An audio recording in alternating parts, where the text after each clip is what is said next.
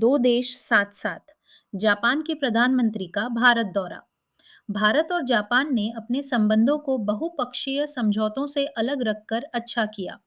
जापानी प्रधानमंत्री Sanae Takaichi का भारत का पहला आधिकारिक दौरा वैश्विक अनिश्चितताओं के बीच बेहतर द्विपक्षीय तालमेल का संकेत देने का मौका साबित हुआ।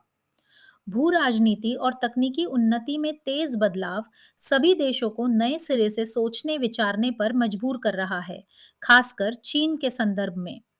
अमेरिका क्वाड समूह को लेकर, जिसमें भारत, जापान और ऑस्ट्रेलिया साथ है, को लेकर कम उत्साहित दिख रहा है और अपनी रणनीति में हिंद प्रशांत नाम के इस्तेमाल को लेकर अनिश्चित है।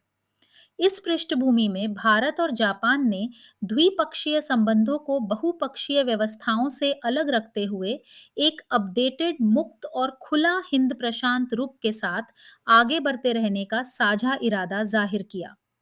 ताकाइची ने कम से कम 16 समझौतों और दस्तावेजों पर दस्तखत किए, जिनमें समुद्री ऊर्जा परिवहन वैल्यू चेन के साथ ही द्विपक्षीय सहयोग को समर्थन देने के लिए ऊर्जा मजबूती पर एक संयुक्त बयान भी शामिल था। ऊर्जा सहयोग की प्रतिबद्धताओं को इस जागरूकता से समर्थन मिला कि एफओआईपी में अग्रणी भूमिका निभाने के लिए दोनों पक्षों को दक्षिण एशिया से लेकर हिंद प्रशांत तक ऊर्जा के क्षेत्र में सहयोग करना चाहिए। यह चिंता ईरान के खिलाफ अमेरिका इजरायल युद्ध के दौरान ऊर्जा का परिवहन करने वाले जहाजों और नाविकों की सुरक्षा को लेकर दोनों पक्षों द्वारा झेली गई समस्याओं से भी जुड़ी थी। एशिया की इन दो बड़ी अर्थव्यवस्थाओं का साझा हित यह सुनिश्चित करने में है कि खाड़ी स्थित निकटतम ऊर्जा स्रोतों तक पहुंच बनी रहे। वे समुद्री क्षेत्र से जुड़ी जानकारी और निगरानी बेहतर बनाने के लिए नौसैनिक प्लेटफॉर्म बनाने पर सहमत हुए हैं। इस दौरे के दौरान जारी एक साझा बयान में दक्षिण चीन और पूर्वी चीन समुद्रों में मौजूदा स्थिति के बारे में गंभीर चिंता जाहिर की गई और जापानी अधिकारियों ने ताइवान मुद्दे को शांतिपूर्ण ढंग से सुलझाने की जरूरत पर मीडिया से खुलकर बात की। गुवाहाटी का तय दौरा रद्द कर दिया गया, लेकिन ताकाइची ने भारत के पूर्वोत्तर इलाकों को बंगाल की खाड़ी क्षेत्र के प्रासंगिक साझेदारों और क्षेत्रीय संगठनों के साथ जोड़कर इन इलाकों पर जापान के ध्यान को रेखांकित किया।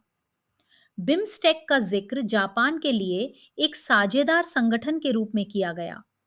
बांग्लादेश और थाईलैंड में जापान का बड़ा निवेश है और कॉक्स बाजार में मातारबाड़ी पोर्ट समेत इन परियोजनाओं को एक इंडस्ट्रियल वैल्यू चेन के जरिए भारत के पूर्वोत्तर के साथ जोड़ने से क्षेत्रीय समृद्धि और सुरक्षा को बढ़ावा मिल सकता है।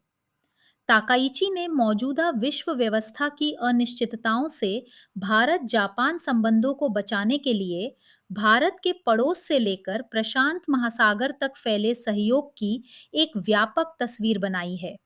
लेकिन सर्वोत्तम नतीजे सुनिश्चित करने के लिए दोनों पक्षों को कई अन्य संबंधों को भी कारगर तरीके से प्रबंधित करना होगा।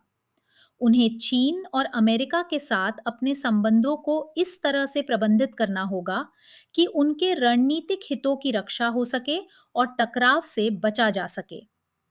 भारत और जापान जब वैश्विक उथल-पुथल से निकलने की कोशिश कर रहे हैं, यह उनके लिए एक दूसरे से सीखने और सहयोग का रास्ता हो सकता है।